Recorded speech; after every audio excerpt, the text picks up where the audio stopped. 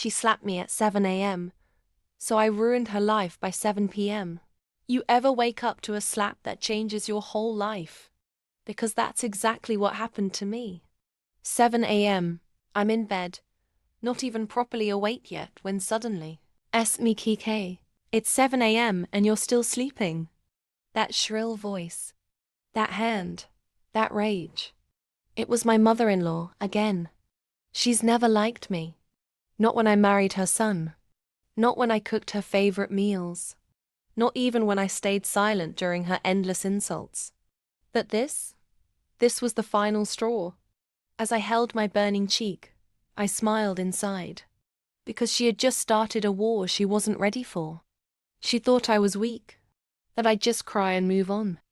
But what she didn't know, I had everything on her. Years of screenshots, recordings, texts. I had quietly built a digital vault labeled, in case she ever crosses the line.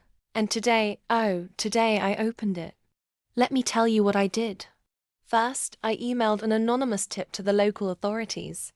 You see, my lovely mother-in-law had been running a little under-the-table rental business, illegally leasing out her second home, avoiding taxes. I had proof. Spreadsheets, payment receipts, even voice notes where she bragged about it at dinner. Then I sent a package to her church. Inside, photos and audio of her saying some very unholy things about the pastor's wife.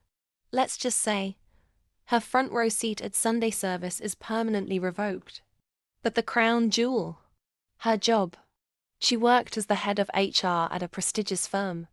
Inside that vault, I had video footage from a family barbecue where she used slurs, laughed about playing favorites at work, and even admitted to firing someone just because she didn't like their face. That footage? I leaked it. Anonymously. It went viral in 6 hours. By 7 p.m., she had been suspended, was trending online, and had her face plastered across half the internet. My husband came home in shock, holding his phone, mumbling, "What the hell is happening to my mom?" I looked at him and said calmly, "She woke me up the wrong way. But here's the crazy part. She tried to apologize. Tearfully, desperately, even offered to move out of our home. I accepted. Then I sold the house. Moved to another state. With her son. What she didn't know was, the house was in my name. Always was. So if you're out there thinking you have to put up with someone's abuse just to keep the peace, no, you don't. Sometimes the quietest women hold the loudest power. Like if you've ever been underestimated. Subscribe for more savage, real-life revenge stories. And share this with someone who needs to remember. Being kind doesn't mean being weak.